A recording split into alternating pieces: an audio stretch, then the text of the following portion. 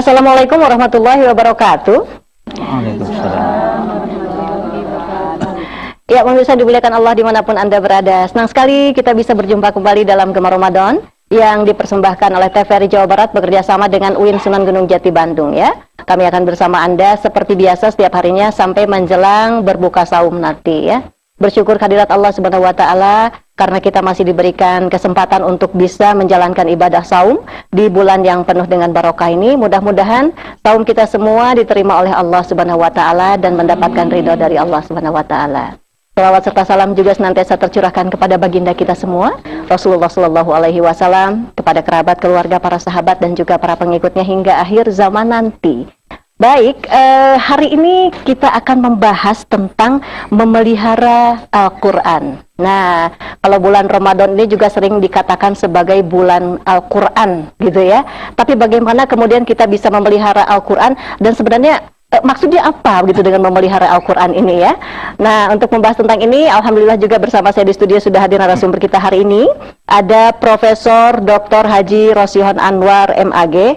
Assalamualaikum Prof. Waalaikumsalam warahmatullahi wabarakatuh. Alhamdulillah ya, nanti kita akan sama-sama menyimak penjelasannya seperti apa dan bagaimana. Juga ibu-ibu yang cantik bersama saya di studio sekarang. Ada dari Majelis Taklim Khairun Nisa. Leres Bu? Oke, ini tuh alamatnya di Gria Cinunuk Indah, Cibiru, Cinunuk. Betul ya Bu ya?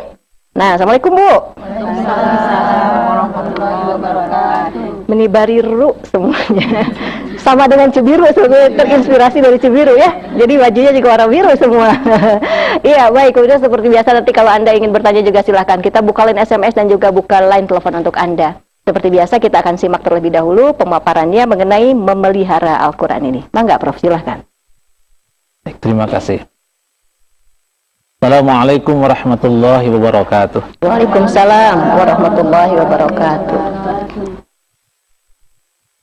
Alhamdulillahilladzi qala fi kitabihil karim wa huwa asdaqul qailin. A'udzu billahi minasy syaithanir rajim. Afala yatadabbaruna al-Qur'an am 'ala qulubin aqfaluha. Ashhadu an la ilaha illallah wahdahu la syarika lah wa ashhadu anna Muhammadan abduhu wa rasuluh, amma ba'd. Qala an-nabiy sallallahu alaihi wasallam, taraktu fikum syai'aini lan tadillu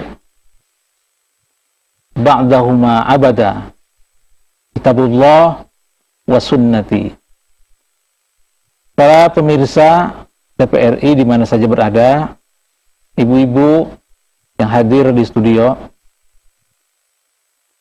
salah satu nikmat terbesar yang Allah berikan kepada kita adalah Allah Subhanahu wa taala sudah menurunkan Al-Qur'an kepada kita semua. Ini salah satu nikmat yang patut kita syukuri, dan insya Allah pada kesempatan yang mulia ini kita akan mencoba berusaha untuk mensyukuri nikmat yang besar ini, untuk mempelajari dan belajar bagaimana kita memelihara Al-Quran dengan sebaik-baiknya. Kenapa kita harus bersyukur kepada Allah atas diturunkannya Al-Quran? Karena Al-Quran memandu kita untuk menuju satu jalan, menuju satu keadaan, menuju kebahagiaan di dunia dan di akhirat. Di dalam bahasa Al-Quran, bagaimana Allah jelaskan dalam surah Al-Baqarah, A'udzubillahi minasyaitonir rajim, Dzalikal kitabu la raiba fihi hudal lil muttaqin.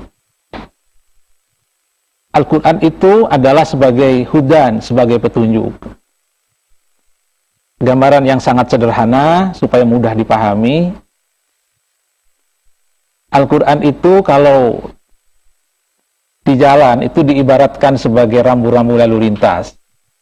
Dan kita semua yang hidup di alam semesta ini bagaikan orang-orang yang berada di jalan.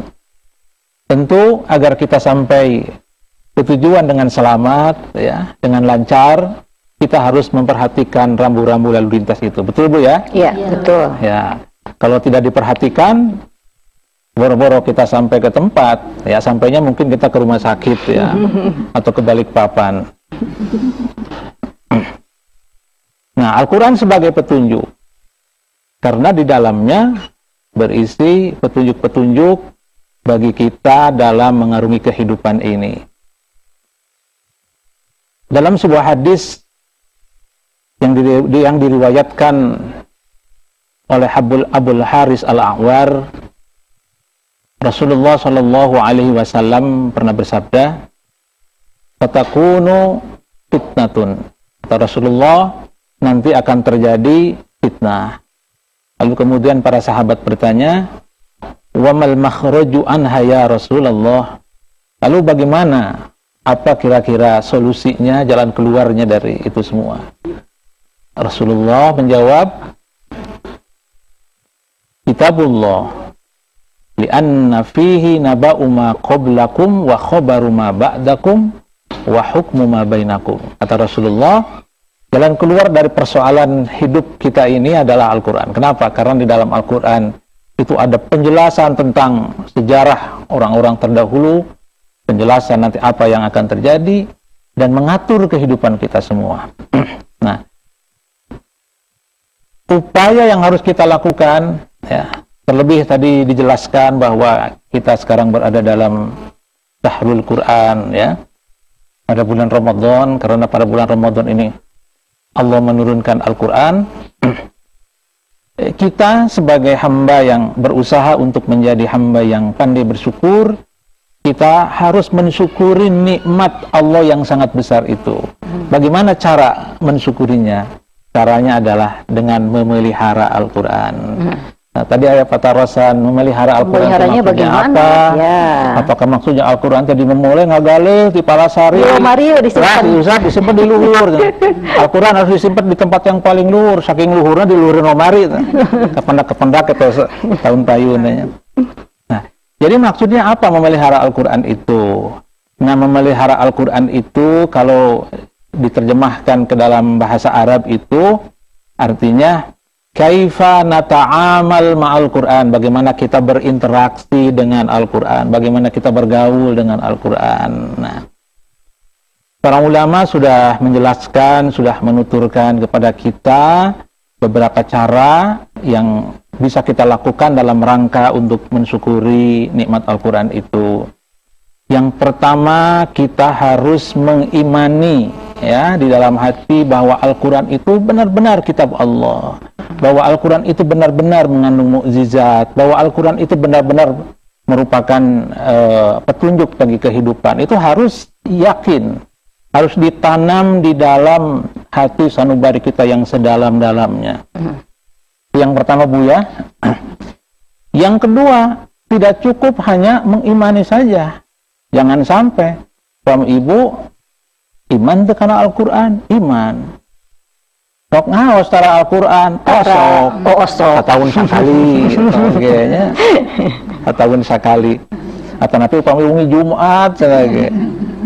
Nah, tentu harus ada implementasinya, harus ada buktinya, harus ada implementasinya. Jadi yang pertama tadi mengimani, yang kedua adalah membacanya, yaitu membacanya. Terlebih pada bulan Ramadan ini, ya, biasanya ibadah yang paling banyak kita lakukan adalah membaca Al-Quran. Banyak keutamaan, ya. Walaupun terbata-bata tidak apa-apa, ya, Prof. Tersawias-wias dari mana? Terbata-bata Al-Fatihah dugi ka setengah jam, tersawias-wias dugi-dugi kana waladolin. Nah, banyak keutamaan, ya, diantaranya riwayat dari Abdullah bin Mas'ud yang menjelaskan, man qara'al Qur'ana falahu hasanatun. Barang siapa yang baca Al-Quran, maka dia memperoleh kebaikan. Ya, wal hasanatu bi asyri amthalin. Kebaikan itu akan dilipat gandakan oleh Allah menjadi 10, ya. Kata Rasulullah, la aqulu alif lam min harfun. Jadi alif lam min itu bukan satu huruf. Lakin alif harfun, wa lam harfun, wa mim harfun. Jadi alif lam mim itu ada 3 huruf. 3. Berarti kalau baca alif lam mim itu berapa, Bu, pahalanya? Ada 30. Nah, Sekarang ibu sudah pernah nyoba ngitung huruf Al-Quran nggak? Belum, atuh, Belum Prof. ya, cobian atau bu ya. Bismillah be hiji ya. Huruf hijaiyah dulu kok, udah nggak bunyi. Kita Right. beli juga. Kan sudah ada ya, sih. Teh Depi penelitian yang ditulis oleh Dr. Abdul Razak Naufal. Ini dikutip dalam kitab Al-Futuhat Al-Makkiyah ditulis oleh Ibnu Arabi. Itu dijelaskan bahwa huruf Al-Quran itu jumlahnya 1.027.000.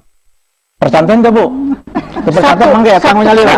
Satu Quran Leres. semuanya. Leres. Sadayana. 1.027.000. Oh Bu, coba dietang. Persanten dietang menyalira gitu. Berarti kalau kita baca tamat seluruhnya kali 10. Kali 10. Kalau itu kali 10. Kalau dilipat-lipat pahalanya sudah luar biasa. Ya, jadi yang pertama membaca. Yang kedua, tidak cukup Bu ya hanya membaca, kita juga harus tahu artinya, ya harus paham artinya.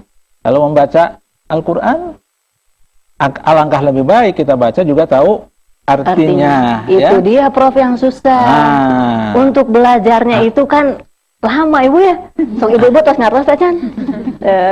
Tersenyum saya jauh begitu. Apa orang tepang sarang sasi Ramadan teh terus lami, sering. Jadi setiap Ramadan kita belajar. Tidak harus tamat ya, tidak harus tamat. Saya sering TDP kepada ibu-ibu majelis taklim. Kalau tadarusan itu tidak harus satu malam itu 1 juz. Bisa saja satu malam kita baca 10 ayat, lalu kemudian dibaca terjemahannya, lalu dijelaskan artinya, tafsirnya seperti apa, bagaimana mengamalkannya. Nah, gini Prof, kalau fenomena yang berkembang sekarang ini kan adalah mudag kanu khatam. Gitu. Jadi satu hari itu harus banyak yang dibaca biar ketika akhir Ramadan ini khatam Quran. Itu kebanyakan yang dilakukan oleh ibu-ibu terutama, leres Bu? Leres. Upama ibadah tamat saya. Jangan tamat ongko, terang terjemahan ongko, ya. Kapung kurma para sahabat disebutkan ke riwayat Anas bin Malik. Mereka itu ada tradisi kalau baca Al-Quran 10 ayat, tidak beralih kepada ayat yang ke-11 sebelum tahu artinya. Subhanallah. Terus kemudian sebelum mengamalkannya. Nah, Upami orang amal teras-teras menurutnya. Sampai Al-Fatihah ayat hiji kedugi-dugi. Jadi sebab mulai dari pemahaman sampai pengamalan itu luar biasa. Baik, ya. Prof Sekedap ini harus break dulu sebentar ya. Ya, baik pemirsa tetap bersama kami. Nanti selepas yang satu ini kami akan kembali bersama Anda masih di Gemar Ramadan.